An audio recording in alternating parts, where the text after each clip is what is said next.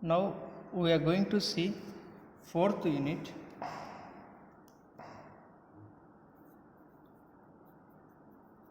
That is testing and maintenance of transformers.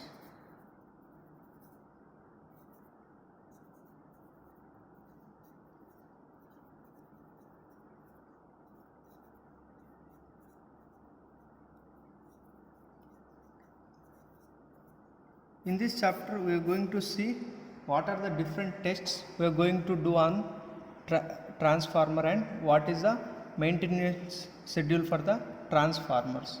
Okay, first one we will see what are the objectives of testing.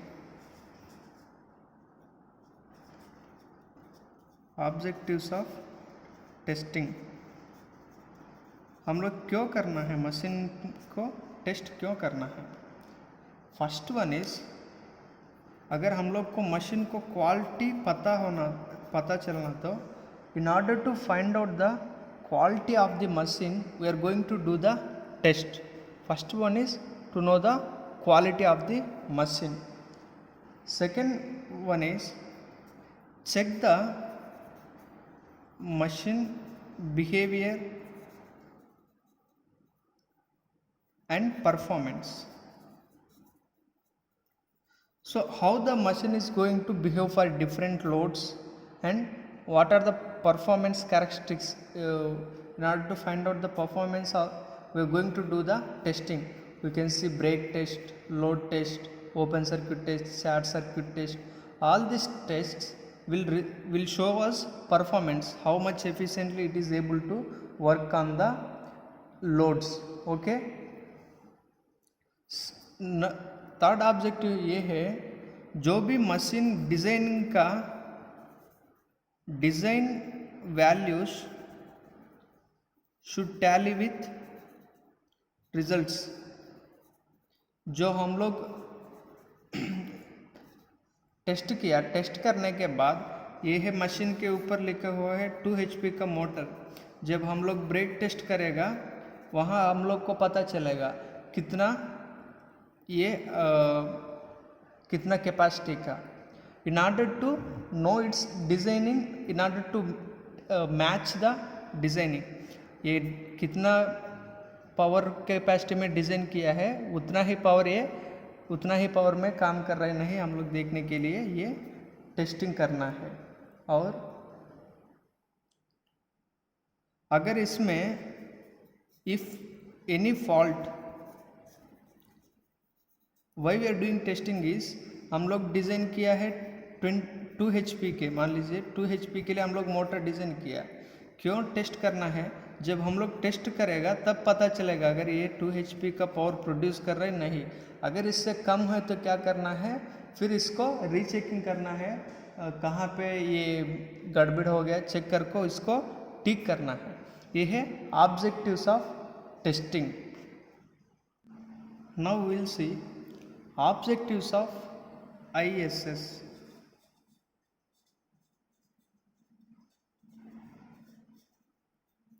ISS मतलब full form है Indian standard specifications. क्यों हम लोग ये ISS को follow करना है? ये क्योंकि ये ISS क्या बताएगा, हम लोग को पूरा दुनिया में 21 स्टैंडर्ड रखने के लिए ये काम करेगा. पहला काम ये है,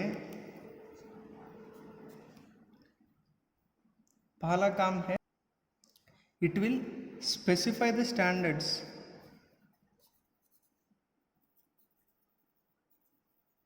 first this ISS will specify some standards that standards for all machines and electrical equipments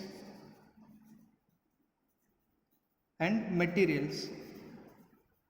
This ISS will give some standard specifications for the all electrical equipments. मान लीजिए अभी आप एक नया कंपनी से आप एक इक्विपमेंट बाहर दिया. देखिए ये आप बनाया है 2.3 HP का मोटर के, बाहर 2.3 HP का मोटर साइज के लिए आप एक बेरिंग भी बनाएगा ना, ये बेरिंग का साइज मान लीजिए इतना है, ये है 1.3 mm का बेरिंग है। ये बेरिंग बाहर मार्केट में कहाँ भी नहीं मिलेगा आपको। क्यों? आपका ये 2 HP डिज़ाइन 2.3 HP डिज़ाइन है, बाहर कोई भी नहीं करेगा। आपको कुछ मन में है तो वो डिज़ाइन किया, तो दूसरा उनके अनुसार वो ने डिज़ाइन करेगा। जो कई कई जगह में कर रहे वो पूरा डिफरेंट डिफरेंट हो जाएगा, कुछ भी मैचिंग नहीं होगा।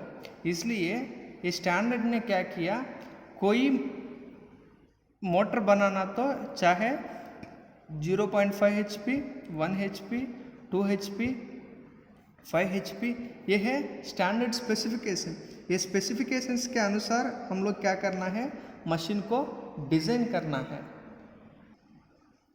दूसरा जो है, it will suggest some standard tests. It will suggest some standard tests. अब कोई भी मशीन है तो वो मशीन के ऊपर आप कुछ टेस्ट करना, तो ये ISS जो है स्टैंडर्ड स्पेसिफिकेशन बताएगा। स्टैंडर्ड टेस्ट क्या क्या टेस्ट करना है हम लोग देख सकते हैं। ब्रेक टेस्ट है, लोड टेस्ट है, open circuit test, short circuit test, ये स्टैंडर्ड टेस्ट को ISS बताएगा। तीसरा जो है, इट विल स्पेसिफाइज प्लस और माइनस लिमिट्स। मान लीजिए अभी 200 वोल्टेज चल रहा है, ठीक है। एक जनरेटर ने हम लोग डिज़ाइन किया है 200 वोल्टेज जनरेट करने के लिए, लेकिन ये 200 वोल्टेज जनरेट नहीं कर सकते कभी कभी। इसको हम लोग देते हैं प्लस और माइनस 5 लिमिटेशन। इसका मतलब ये है 200 में प्लस 5% कितना है, 200 में 5% मतलब 10 वोल्ट। ये 210 इंड्यूस कर सकते हैं, 190 भी इंड्यूस, मतलब 190 से 210 के बीच में ये वोल्टेज को इंड्यूस कर सकते हैं। In order to specify plus और minus limits for any machine, it will take care of these limits. Next one is tolerance. Tolerance also similar to this one. Next, to give ISS certificate, कोई भी company कुछ नया product बाहर निकलना तो ये लोग को ISS सर्टिफिकेशन चाहिए। मतलब ये कंपनी अच्छे से प्रोडक्ट देगा है, हम लोग अप्रूव कर रहे हैं। So the objectives of ISS is to specify some standards to all the equipments, then there will not be any connection and there will not be any confusions. It will give some suggestions for the standard tests. Next, it will give some limits, plus or minus limits and tolerance. Last ये है, it will give certificates to the companies which will perform well. और अगर कोई नया company आया, वो नया design लेना तो भी वो लोग यहाँ से सर्टिफिकेट लेना पड़ेगा। Next we are going to see different types of tests.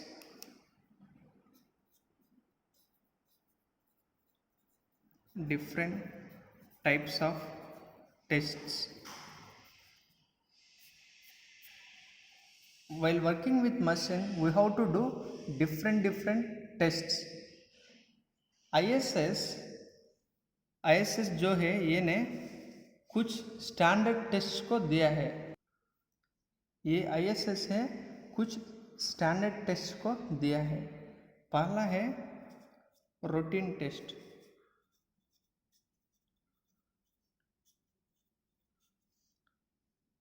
Second type test, third C special test, D supplementary test.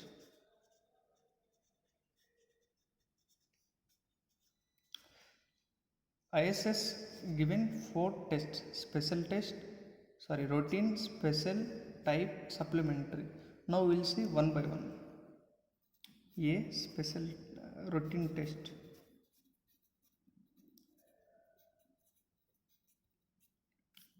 Routine test मतलब कोई भी हम लोग मशीन बनाया है, मान लीजिए मैंने ये 100 ट्रांसफार्मर को बनाया, हम लोग एक कंपनी में 100 ट्रांसफार्मर को बनाया है। ये रूटीन टेस्ट जो है सारा 100 ट्रांसफार्मर में हम लोग टेस्ट करना है, इसको कहते हैं रूटीन टेस्ट। रूटीन टेस्ट ये है। दूसरा जो है टाइप टेस्ट। टाइप टेस्ट मतलब हम लोग एक मशीन को, मान लीजिए यहाँ 100 ट्रांसफार्मर्स है, लेकिन हम लोग क्या करते, 2 या 3 ट्रांसफार्मर को चेक करेंगे। क्या चेक करेंगे? ये है वायर, ये वायर का रेसिस्टेंस, यहाँ रेजिस्टेंस कितना है और सेकेंडरी में रेजिस्टेंस कितना है। 2 या 3 ट्रांसफार्मर्स को हम लोग चेक करते, वो ट्रांसफार्मर को type test, we are only doing test on 2 और 3 मशीन्स। जो भी रिजल्ट आया है वो रिजल्ट हम लोग बाकी सारा कितना है तो उतना मशीन्स को हम लोग अप्लाई कर रहे हैं। ये है टाइप टेस्ट। सी जो है स्पेशल टेस्ट, ये हम लोग नहीं करते ये टेस्ट, लेकिन जब हम लोग when we are selling this transformer, if the buyer if you asked for doing some test, इनके ये कस्टमर के पास, वो कस्टमर अगर कुछ टेस्ट करने के लिए बोला तो तब हम लोग करते हैं। ये टेस्ट को कहते हैं हम लोग स्पेशल टेस्ट। आप देख सकते हैं, आप जब आप एक बल्ब खरीद किया, वो क्या करेगा, वो बल्ब को वहीं पे आपके सामने एक टेस्ट करेगा, क्या ये जल रहे नहीं। इसको ये ऐसा टाइप टेस्ट को कहते हैं हम लोग स्पेशल टेस्ट। जो कस्टमर पूछेगा तब हम लोग ये टेस्ट को करते, नहीं तो हम लोग ये टेस्ट नहीं करते। डी जो है सप्लीमेंट्री टेस्ट। ये सप्लीमेंट्री टेस्ट में हम लोग क्या कर रहे हैं, अगर हम लोग को मशीन के बारे में कुछ एडिशनल इन्फॉर्मेशन चाहिए तो तब हम लोग सप्लीमेंट्री टेस्ट को करते, नहीं तो ये सप्लीमेंट्री टेस्ट हम लोग नहीं करेंगे। सप्लीमेंट्री टेस्ट इसलिए है एडिशनल इन्फॉर्मेशन के लिए। मान लीजिए यहाँ केवल ये सब कनेक्शंस ठीक है नहीं, हम लोग चेक किया, ये है अंदर कितना रेजिस्टेंस है, इम्पीडेंस है, मशीन का वेट कितना है, ऐसा किया। स्पेशल टेस्ट में हम लोग कस्टमर कुछ पूछा तो हम लोग करेंगे। सप्लीमेंट्री टेस्ट ये है हम लोग मशीन के एफिशिएंसी निकालना है, और ये मशीन में और कुछ ज़्यादा एडिशनल फीचर्स क्या है वो हम लोग देखना, तो ये सप्लीमेंट्री टेस्ट को हम लोग करते, ठीक है। Next we are going to see measurement of DC resistance of winding.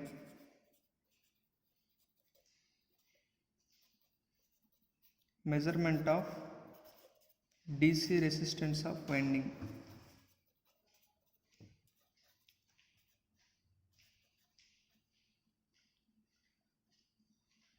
In this test we are going to check the resistance of the winding. How we are going to check the resistance of winding is, see here we have one transformer, suppose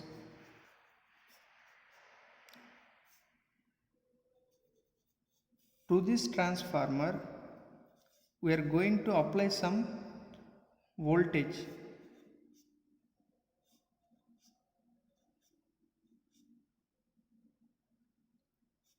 Here we are going to apply some voltage. What this will do is, here we are taking voltmeter, ये जो है ये winding के अंदर कितना resistance है हम लोग निकलना, तो हम लोग डीसी वोल्टेज अप्लाई करना है, लो वोल्टेज डीसी सप्लाई देना है. We have to give low voltage DC supply to this. When we give this low voltage DC supply, then some current will pass through it. We have to note down the current reading and we have to note down the voltage reading. Ohm's formula क्या है? R equals to V by I. यहाँ से हम लोग को volt meter से हम लोग V ले लेंगे, अमीटर से हम लोग करंट लेंगे. So by using voltmeter and ammeter, we are going to find out the resistance of the winding. This one is DC resistance winding. Sorry, measurement of resistance by using DC. And अगर ये 3 face machine है तो ऐसा रहेगा ना winding. ये है delta connection. ये कनेक्शन में भी हम लोग सेम करते हैं. यहाँ मीटर रखेंगे, यहाँ वोल्ट मीटर रखेंगे. सप्लाई ये है. Okay, plus minus low voltage DC supply. In this test, the resistance is going to change little bit. मान लीजिए यहाँ R R R, अभी क्या होगा? ये दो सीरीज में है ना, ऐसा ये ऐसा है ना, so it will become 2R. इसके बाद ये रेजिस्टेंस क्या होगा? ये दो पैरेलल में आ गया, 2R into R by 2R plus R हो जाएगा जो रेजिस्टेंस है. ठीक है. और ये है स्टार कनेक्शन. अगर ये मशीन स्टार कनेक्शन में है तो हम लोग ऐसा कनेक्ट करना है. यहाँ मीटर रहेगा, सप्लाई यहाँ से हम लोग DC देना है, वोल्ट मीटर रहेगा. यहाँ ये जो है ओपन हो गया. पहले यहाँ 3 शार्ट है, लेकिन यहाँ ये ओपन है ना, ये काम नहीं करेगा. So now the resistance is R, only 2R. These two are in series. This is the second one. By using here also everything only R equals to V by I. जो भी method हम लोग follow कर रहे हैं, केवल हम लोग वोल्टेज को और करंट को निकलना है. इसके अनुसार हम लोग रेजिस्टेंस को फाइंड करते हैं. नेक्स्ट टॉपिक ये है मेजरमेंट ऑफ इंसुलेशन रेजिस्टेंस.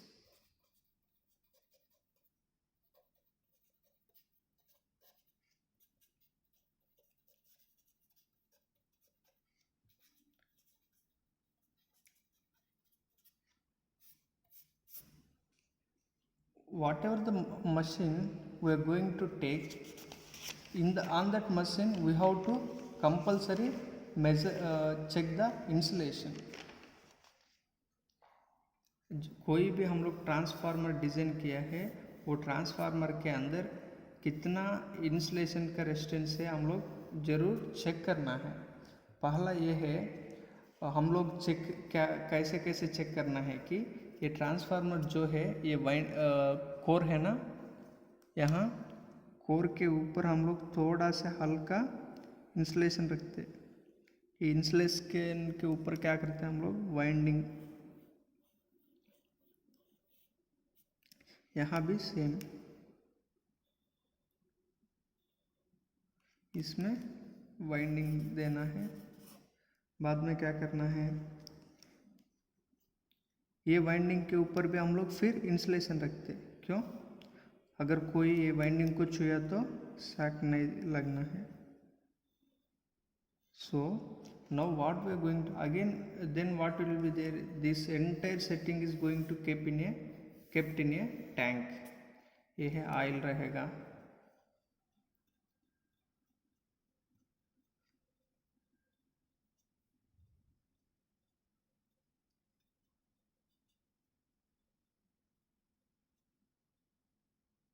ऐसा है ना? ठीक है. So here we are going to check the insulation resistance. Insulation resistance between the winding. ये वाइंडिंग को और ये इंसुलेशन के बीच में कितना रेजिस्टेंस है, ये टैंक को और इंसुलेशन को बीच में कितना रेजिस्टेंस है, ये ट्रांसफार्मर कोर और इंसुलेशन के बीच में कितना रेजिस्टेंस है. We are going to check the resistance between all the parts, insulation to winding, insulation to tank, insulation to core. This is the core, ये है winding, ये है tank. We are going to check the resistance of the all these three cases. Next, how we are going to measure this resistance is by using a equipment called Megger.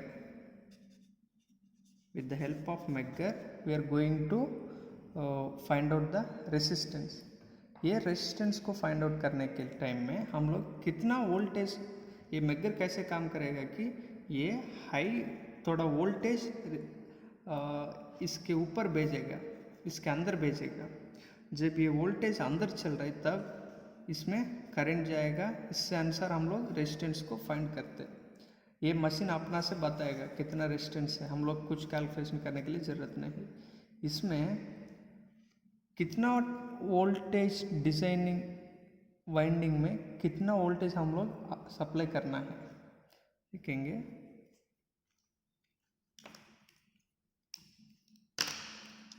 ये है voltage of winding.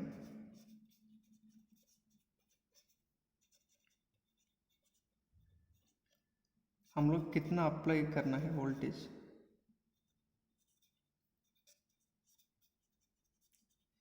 Insulation resistance कितना होना चाहिए, ये है mega ohms पर mm में.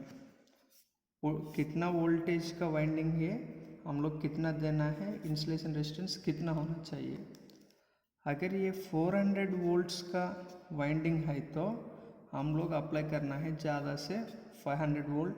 इसका रेजिस्टेंस होना चाहिए 2 मेगा ओम पर mm होना चाहिए. अगर ये वाइंडिंग 11 के लिए हम लोग डिज़ाइन किया तो हम लोग अप्लाई करना है 1000 volts. The resistance of this should be 50 mega ohm पर mm.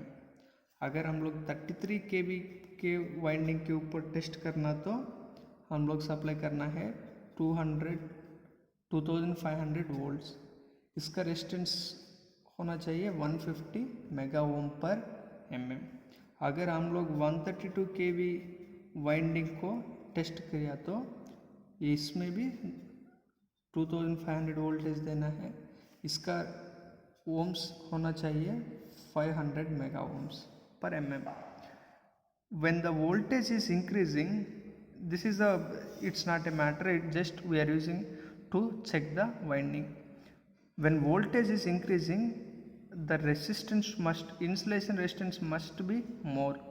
अगर हम लोग देखिए, आप लोग भी देख सकते हैं, ये छोटा सा पोल है तो 3 फेस लाइन इसमें जा रहा है तो ये है 415 वोल्टेज का. इसमें हम लोग देख सकते हैं एक छोटा इंसुलेटर रहेगा. अगर बाहर हम लोग स्टील टावर को देखें तो 220 किलो वोल्ट्स, वहाँ क्या रहेगा, ऐसा टावर है तो बहुत सारा इंसुलेशन रहेगा, बाद में एक कंडक्टर चलेगा. If winding voltage is increasing then insulation resistance must be more. In order to find out this, all these are method. Okay, next one we have some separate tests. अगर ये winding के अंदर कुछ voltage surge हो गया तो voltage surge हम लोग क्या करना है, इसके ये वोल्टेज सर्जेस को भी हम लोग चेकिंग, ये वोल्टेज सर्ज को ये मशीन विथस्टैंड कर सकते नहीं, इसके लिए भी हम लोग कुछ टेस्टिंग करते हैं. Whether the machine can withstand surges और नॉट. सर्ज मतलब कभी कभी वोल्टेज ज़्यादा हो जाएगा, इसको कहते हैं हम लोग सर्ज. ये मशीन विथस्टैंड करेगा नहीं, हम लोग ऐसा पता चलेगा कि हम लोग इसमें टेस्ट करते हैं. यह 3 तरफ की टेस्ट है. फर्स्ट जो है सेपरेट सोर्स टेस्ट, पहला है सेपरेट सोर्स टेस्ट, दूसरा है separate source voltage withstand test, voltage withstand test. दूसरा जो है induced over voltage test, induced over voltage test. तीसरा है lightning impulse test.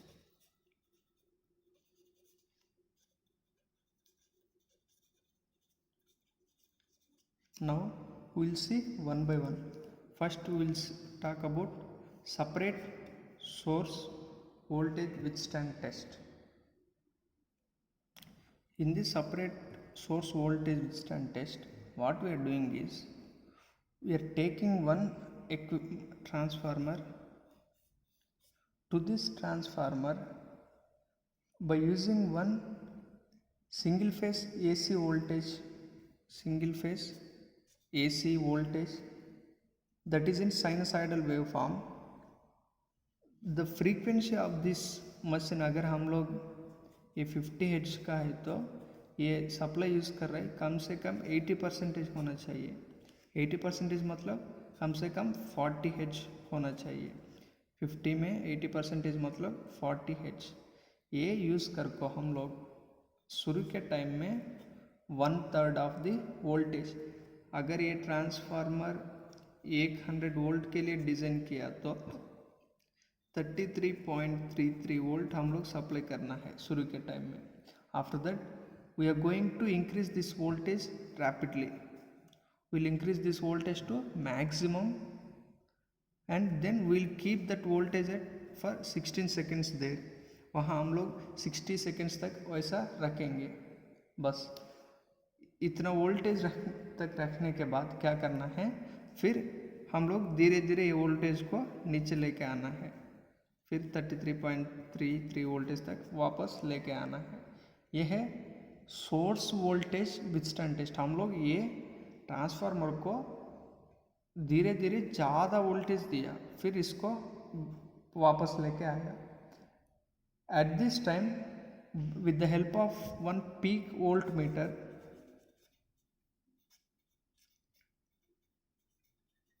We are going to note down the voltage. ये वोल्ट मीटर जो है ऐसा मीटर है तो ये रहेगा डायल, ठीक है। यहाँ नीडल रहेगा, यहाँ एक लिमिटर रहेगा। ये क्या करेगा, जब ये वोल्ट मीटर यहाँ तक आ गया है ये यहाँ रहेगा। अगर हम लोग सप्लाई डिक्रीज किया तो ये वापस आएगा। अगर हम लोग यहाँ मान लीजिए 1 2 3 4 5 6, जब हम लोग 3 वोल्ट दिया ये निडल यहाँ आएगा, है ना। अगर हम लोग वोल्टेज को 0 किया तो क्या होगा, ये फिर वापस चलेगा। लेकिन ये लिमिट ये है लिमिटर, ये यहीं पे रहेगा। अगर हम लोग 5 अप्लाई किया तो ये क्या करेगा, ये 5 तक दबाएगा ये लिमिट को। फिर हम लोग सप्लाई 0 किया तो ये यहाँ तक आएगा, लेकिन ये लिमिटर यहाँ रहेगा। With the help of this peak volt meter we are going to check what is the maximum voltage we applied. With this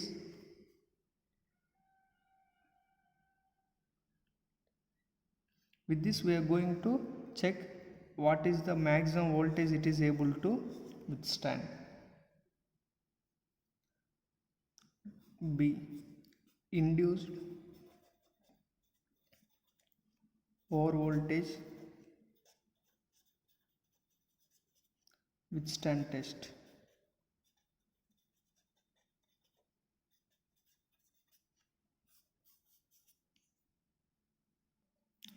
This test is similar to previous test. In this also, at the starting we are going to apply 1/3 of the voltage. Okay, starting we are applying 1/3 of the voltage. Slowly we are increasing to maximum voltage. After that we will keep for 60 seconds. Next we will reduce it slowly to 1/3, मतलब मान लीजिए यहाँ 100 voltage है हम लोग के पास, 1/3 मतलब 33.33 voltage देंगे। ये 100 वोल्ट तक इंक्रीज करना है, 60 सेकेंड्स तक यहाँ पर ये हम लोग रुकना है। 60 सेकेंड के बाद फिर इसको 33.33 के नीचे लेके आना है।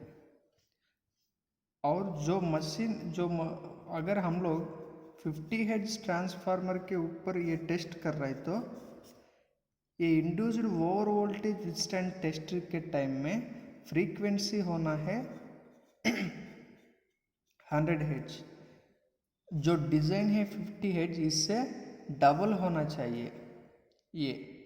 इसके लिए हम लोग क्या करना पड़ेगा, सेपरेट अल्टरनेटर को, मतलब सेपरेट जनरेटर से इंड्यूस करना पड़ेगा। क्यों, हम लोग को सारा जगह में मिल रहे केवल 50 हर्ट्ज, लेकिन अगर हम लोग ये टेस्ट करना तो क्या करना है, सेपरेट जनरेटर को यूज़ करना पड़ेगा।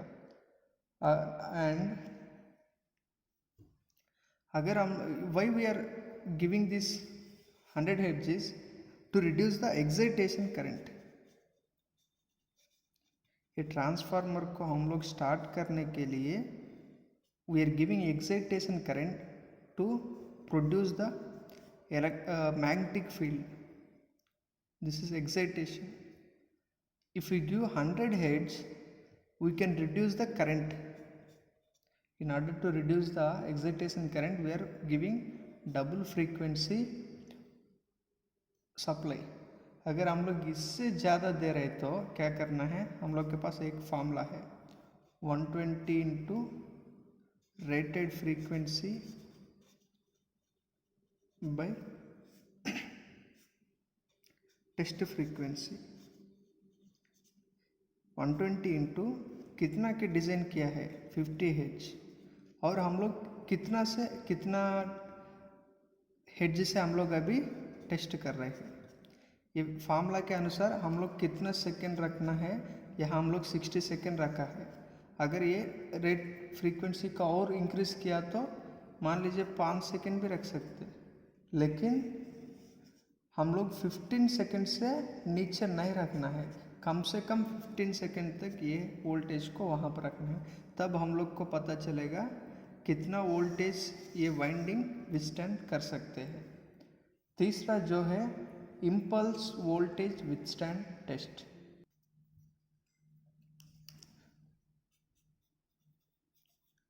Impulse voltage withstand test. In this test impulse मतलब ऐसा एक है तो ऐसा धीरे एक वेव फॉर्म इंक्रीज हुआ तो इसको कहते हैं हम लोग नॉर्मल। इम्पल्स मतलब जीरो टाइम में ये ज़्यादा वोल्टेज आएगा, इम्पल्स, इसको कहते हैं हम लोग इम्पल्स। ये है ramp. So in this test we are going to give high voltage within the no time. This is the impulse test. How we are going to do this test is with the help of kit. Here we will see its circuit. This is one resistor. Here we are going to keep one resistor RS. From here we are taking directly to the transformer. This is delta connected. Secondary side we are using star connected. All these we are giving to one. With the help of one resistor, bring it back. From here we are giving one cable.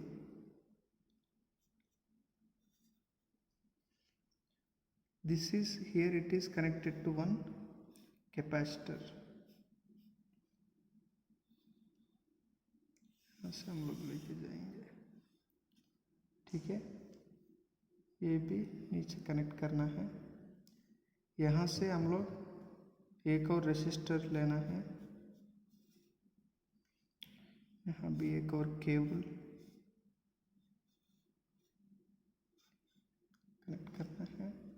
यहाँ हम लोग एक resistor को 3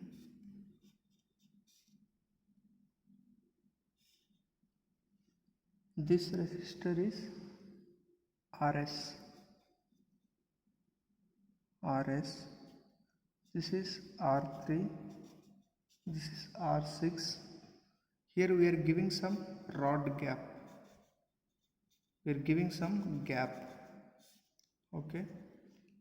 Next we are keeping one more capacitor, this is C2। ये capacitor जो है C, यहाँ थोड़ा गैप है, इसको कहते हैं हम लोग S। यहाँ से हम लोग एक और रेसिस्टर दिया है, नीचे एक और, to CRO। From here we are giving this to CRO, okay। ये है R1, ये RD, ये RS, okay। Why we have to do this test is all this arrangement। Impulse voltage मतलब ये है, जब हम लोग एक ट्रांसफार्मर है नॉर्मल टाइम में 230 वोल्टेज में काम करेगा। व्हेन लाइटनिंग हैपेंस, लाइटनिंग मतलब जब बिजली चमकेगा, लाइटनिंग बारिश के टाइम में बिजली चमकेगा ना, at that lightning times the voltage will be hundreds of times, like it is 2,20,300 volts। So the voltage is going to be very high voltage. At this time also this transformer should be able to withstand the voltage। ये check करने के लिए हम लोग impulse voltage withstand test कर रहे हैं हम लोग। ये कैसे हम लोग इतना ज़्यादा वोल्टेज इंड्यूस करते हैं कि ये ज़्यादा वोल्टेज इंड्यूस करने के लिए ये पूरा सर्किट है। यहाँ क्या होगा, ये कैपेसिटर जो है डीसी करंट को चार्ज करेगा, डीसी करंट को स्टोर करेगा। ये this current is going to be discharge through this gap. एकदम ये पूरा जो स्टोरेज किया है पूरा एकदम रिलीज करेगा। तब क्या होगा, यहाँ पे जो RS, RD, R1, C2 ये पूरा अरेंजमेंट को हम कहते हैं triggering circuit.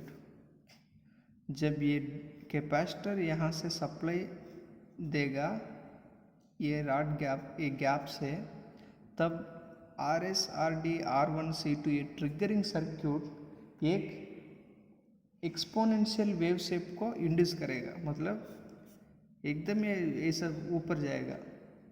This triggering circuit is going to produce one exponential wave shape. This exponential wave shape we can control by RS। With the help of this RS हम लोग कितना time में यहाँ तक पहुँचना है वोल्टेज, ये हम लोग RS रेसिस्टर को यूज़ करके हम लोग कंट्रोल कर सकते। This voltage we are applying to the transformer. How we are doing is, we'll switch on the circuit, immediately it will go to high, in next second immediately it will come to 0. We are going to apply high voltage in a second and we will bring it back to 0. This is the impulse voltage. This impulse voltage we are applying to this transformer. If this transformer is able to withstand this high voltage, then only we will allow this transformer to work on the line। अगर ये transformer इतना voltage को withstand नहीं किया तो हम लोग क्या करते, इसमें थोड़ा सेटिंग्स चेंज करते, ये इंसुलेशन को हम लोग चेंज करते। इसको कहते हैं हम लोग voltage, impulse voltage withstand test. हम लोग केवल ये इम्पल्स वोल्टेज विथस्टैंड करने के लिए ये पूरा सर्किट है। ये है सिक्योरिटी के लिए हम लोग एर्थिंग किया है। अगर इसमें कुछ प्रॉब्लम है तो ये ट्रांसफार्मर खराब नहीं होगा, पूरा सर्किट ट्रिप हो जाएगा। This one is impulse voltage withstand test. We have seen 3 tests। first one is wait first one is separate source voltage withstand test. In this test we are going to induce the we are going to apply the voltage. That voltage is 1/3 of the voltage, less frequency is 80%. अगर ये 50 है तो हम लोग केवल 40 देंगे. 1/3 of voltage induce देंगे. 60 seconds तक हम लोग ये वोल्टेज को रखना है. 33 से शुरू कर को ज़्यादा वोल्टेज देना है. 60 सेकेंड्स तक रखो, फिर वापस लेके आना है. ये लिमिटर जो है पीक वोल्ट मीटर, ये पीक वोल्ट मीटर के अंदर एक लिमिटर रहेगा. ये बताएगा हम लोग कितना ऊपर वोल्टेज हम लोग दिया है. ये है separate source voltage withstand test. दूसरा जो है induced over voltage withstand test. इसमें हम लोग क्या कर रहे हैं, अगर ये 50 हर्ट्ज का ट्रांसफार्मर है तो हम लोग दे रहे 100 हर्ट्ज. और यहाँ भी सेम प्रोसीजर, पहले हम लोग 1/3 वोल्टेज देना है, मैक्सिमम तक ले जाना है, कम से कम 60 सेकेंड्स रहना है, फिर वापस लेके आना है.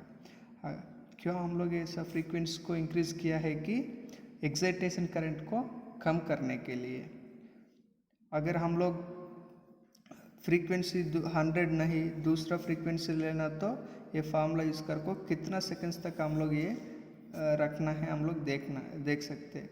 ये डिफरेंट फ्रीक्वेंसी को हम लोग इंड्यूस करने के लिए हम लोग सेपरेट जनरेटर को लेना पड़ेगा.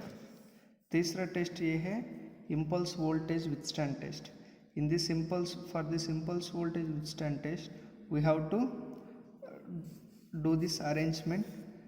This arrangement is going to produce the impulse voltage. That voltage we are applying to transformer.